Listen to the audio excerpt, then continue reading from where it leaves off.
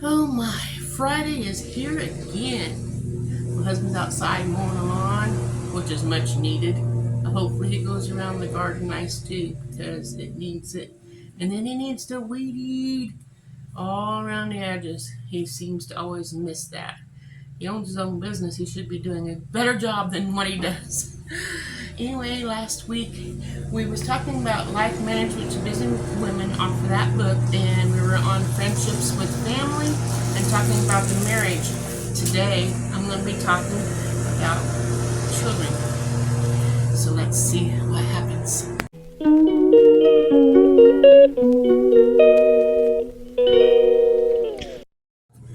Okie dokie. Hi everybody, it's Marcia from Kansas Misfit. And here it is, Friday again. I'm sitting here in my rocking chair my husband bought. It's a nice, comfortable chair. And he's out mowing the lawn.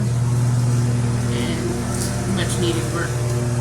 But let's get into our lesson that I have on here today. It's about managing your time, guidelines for friendships with your children. I always thought you're not supposed to be friends with your children because they'll think that friends fight and they can just fight you and then get what they want. That's what happened with one of my kids because she would always beat me up. And now she still has problems. I think she has some issues that needs mental health, but she don't want the medicine, so I hope everything turns out good for her. We're going to talk about God's guidelines for your friendship with your children today. It says, in the prior chapter, we considered God's instructions for that we women are to love our husbands and to love our children. That's in Titus chapter 2, verse 4. We also noted that spending time with girlfriends didn't make the list. I'm sorry it's so loud, with him mowing back here in the backyard. We also noted that spending time with girlfriends didn't make the list of things older Christian women are to teach younger women. These other relationships have a place in our lives, but not the prominent place. The choice places are reserved for our husband and our children. And we are to manage our time and our friendships accordingly. When you think of the opportunity we have as mothers to impact by God's grace and with His ever needed assistance, the world of Jesus Christ by setting our hearts and minds and energies and efforts and time to work rising, Lord willing, another generation of Christians. It's staggering. It's staggering. Yeah, it's staggering.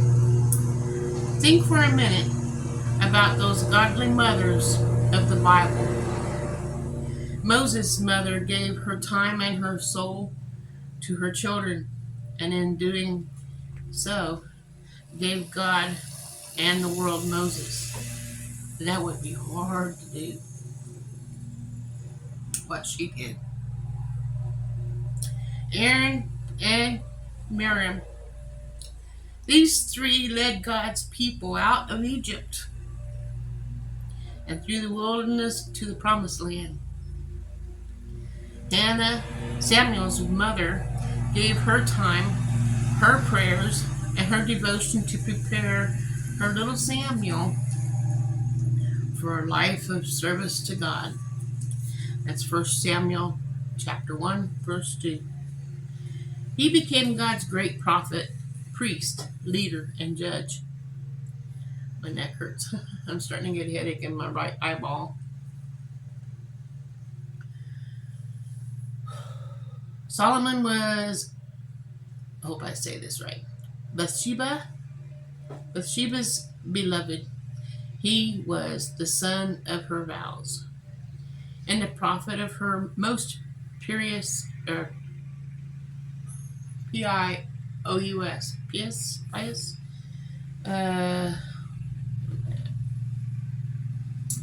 efforts and devotion of God. Proverbs 31, verse 2. Her beloved Solomon became the wisest man who ever lived before Jesus Christ. Well, if that's all you learned today, that's pretty good. John the Baptist, mother of Elizabeth, her long last son John, became the forerunner of Jesus and the passionate preacher who paved the way for the Messiah. When he was murdered, Jesus said to him, "There was no rising one greater than John the Baptist." Matthew chapter 11, verse 11. Timothy was a prophet of God's use of the mother-grandmother team, Lois and Eunice. From childhood, he was taught into the Holy Scriptures, 2 Timothy chapter 3, verse 15, and become a son, a brother, and a teammate to Paul as they ministered together for Christ. I hope you will write to me if you can think of every one woman in the Bible whose friendships with another woman outside the kin is mentioned in the Bible. You see, family was everything. Those women's lives centered on building their homes and building their relationships with people at home. And their hearts were set on training their children to love, follow, and serve the Lord. Certainly, things have changed, but the priority to focus, the heartbeat of the days of our lives, not the show, the days of our life, must be on our loved ones, our husbands, our children, our grandchildren. Precious mother, when you die, what do you want to leave behind? A club membership? A gaggle of girlfriends? A few bridge buddies? Golfing partners? Or your precious lifeblood? Your child who became your friend and a friend of God? What mark do you want to leave on this world? How about the mark of a child who marks the world for Christ? How about another on fire, passionate heart that burns for Christ and will, in turn, light the torch? God willing, and yet another graduation of Christians. Priceless mom, what's your priceless time? But it's spent in the best place and on the best pursuit. Your child's priceless heart. Even if your beloved one has erred and failed to follow Christ, never give up. I'm going to tell a little story about that.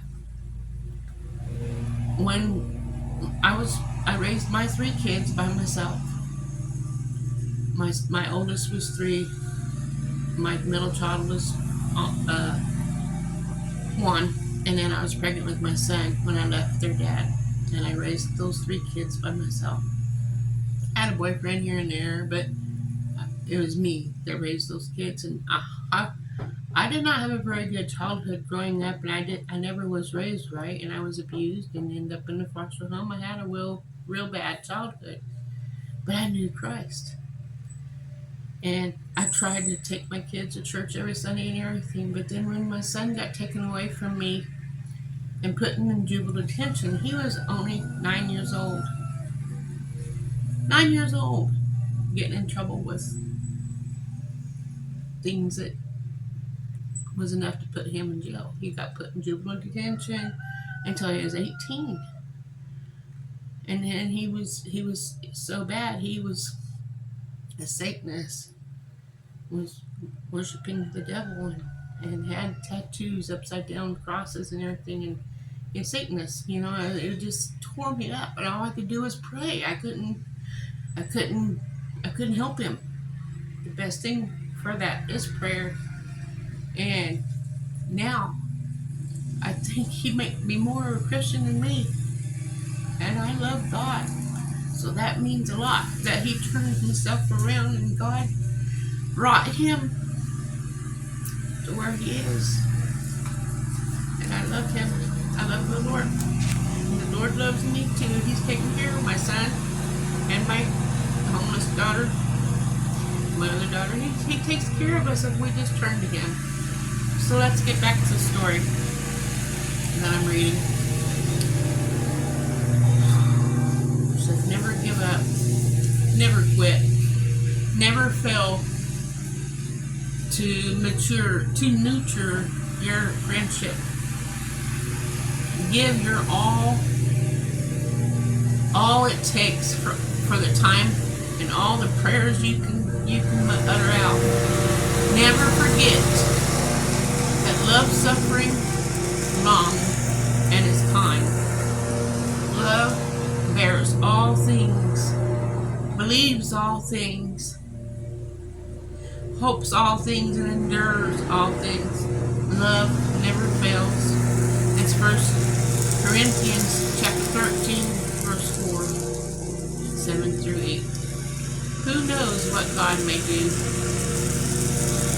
And next week I'm going to talk to you on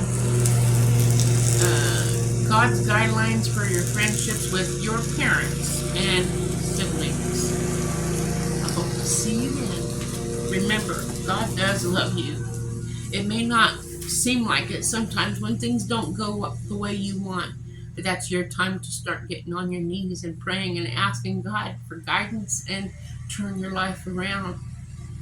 When you seek Him, things happen for the good.